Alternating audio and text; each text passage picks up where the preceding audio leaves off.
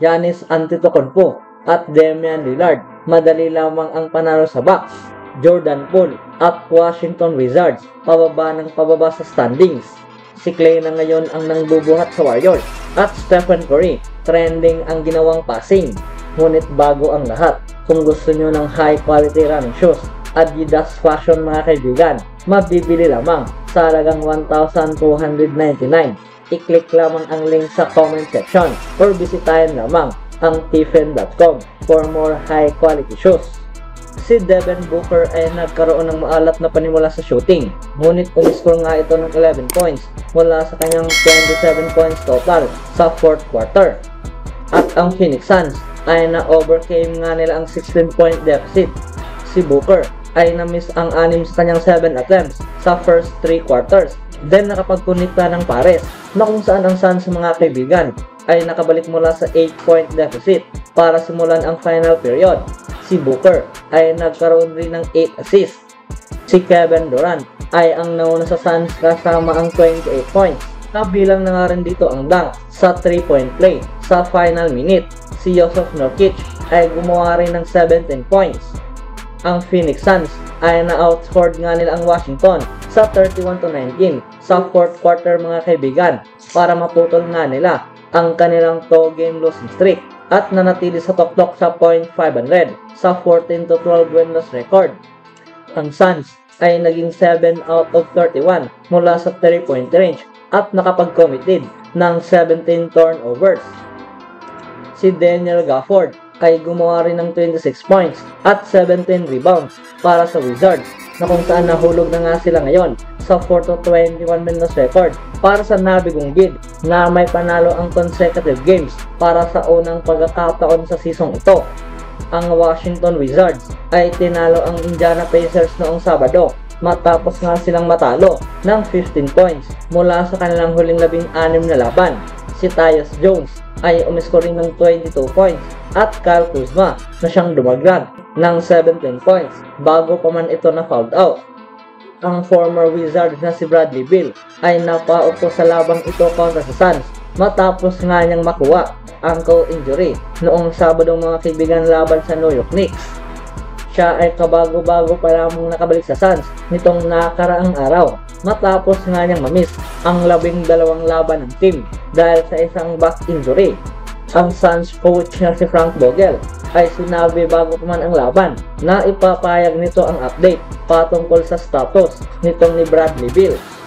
Sa kabilang banda naman, si Giannis Antetokounmpo ay gumawa ng 26 points at 17 rebounds at nalagpasan itong si Kareem Abdul-Jabbar sa Bucks career rebounding leader. Habang si Damian Lillard naman ay umiscore ng 39 points para sa pagkapanalo ng Milwaukee sa score na 128-119 over sa Houston Rockets.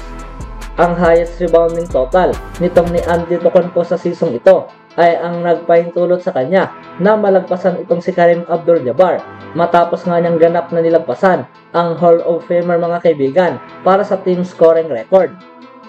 Siya rin ay naging Bucks career leader sa assist at napabilang na nga ito dito kay Michael Jordan mula sa Chicago Bulls, LeBron James sa Cleveland Cavaliers at Kevin Garnett sa Minnesota Timberwolves na tanging mga manlalaro lamang na pinangunahan ang franchise sa lahat ng 3 kategorya.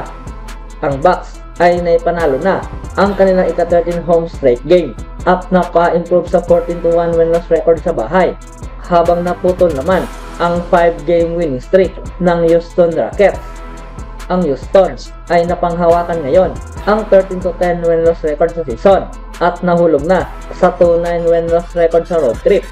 Si Chris Middleton ay umiscore ng 14 mula sa kanyang 20 points total sa 4th quarter na kung saan ang Bucks ay sa wakas lumayo na sa laban. Ang 3-pointer na binigay nitong ni Middleton ay ang nagdala sa team sa score na 112-106 sa natitirang 5.26 minutes. At ang 3-point play na nagawa nitong ni Antetokounmpo ay ang pagkakaroon sa Bucks na makuha ang 118-111 lead sa natitirang 3.44 minutes. Si Brook Lopez ay dumagdag rin ng 18 points para sa Milwaukee Bucks at Bobby Portis Jr. na mayroong 11 off the bench. Si Dillon Brooks ay na-ejected sa laban matapos ngayang makuha ang 2 technical fouls sa natitirang 38.9 seconds. At ang Rockets coach na si Ime Udoka ay napituan rin ng 2 technical fouls matapos nga itong pumasok sa loob ng court. Si Lillard ay nagawa ang 3 out of 4 free throws pagkatapos ng tech at naitabla na nga niya ang kanyang season high sa scoring na nagkaroon rin ng 11 assists sa labang ito. Si Fred VanVleet ay ang nanguna sa Rockets kasama ang 22 points at ang center na si Alperen Sengun ay mayroong 20, Brooks na siyang dumagdag ng 18 at Jabari Smith Jr. na siyang umiskor ng 16. Ang Bucks ay lumamang ng as much as 14 points sa late third quarter bago pa man naitama nitong ni Jeff Green ang isang 3-pointer at 2 free throws. Dito'y naikat nga nila ang Rockets deficit sa 100-91 pagpasok sa final period. Si Lillard ang unang nagtinit sa panimula ng laban at umiskor nga ito agad ng 15 points at dumagdag ng 5 assists sa first quarter na kung saan ang Bucks ay tumalo na sa lamang sa 33-28. Si Lillard sa puntong ito ay naging 5 out of 6 mula sa field na mayroong 2 out of 3 sa 3-point range. Anong masasabi niyo mga kaibigan sa Bucks duo na ito? Sa kabilang banda naman, ang laban ngayon ng Golden State sa Oregon nang makaharap nga nila ang Portland Trail Blazers. During sa first half, itong si Stephen Curry ay gumawa ng incredible highlight mga kaibigan na kung saan nakakuha nga ito ng labis na atensyon sa social media. Ang Warriors ay nagkaroon ng steal at itong si Curry ay itinapon ang bola behind the back patungo dito kay Moses Moody na siyang tinapos naman niya ang play kasama ang dunk. Si Curry ay pinasok ang matchup na ito kasama ang average na mayroong 29 points, 4.9 rebounds at 4.2 assists per contest habang ang kanyang shooting ay nasa 46.9% mula sa field na mayroong 42.3% mula naman sa 3-point area sa loob ng 23 games. Ang Warriors ay naging 11-14 winless record mula sa kanilang first 25 games. Sila ay naging 4 out of 6 at nitong kasalukuyan ay tinalo nila ang Brooklyn Nets sa score na 124-120 sa bahay.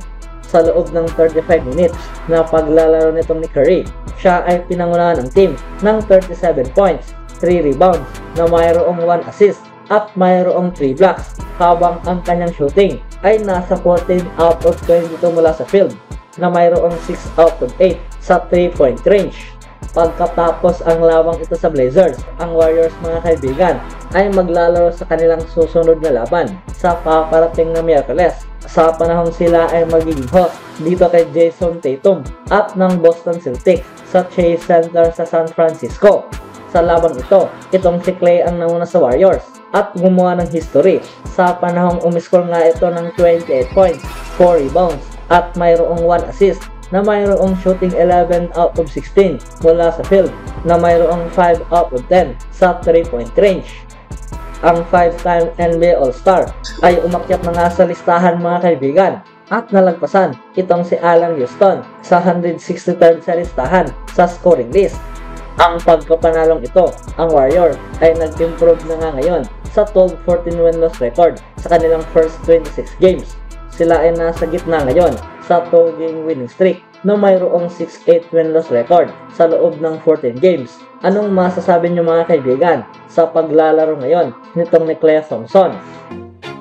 Always do it on my own, so I gotta get through it. And the only thing I know is to love what I'm doing. Never give up, never slow, till I finally prove it. Never listen to the no's, I just wanna keep moving.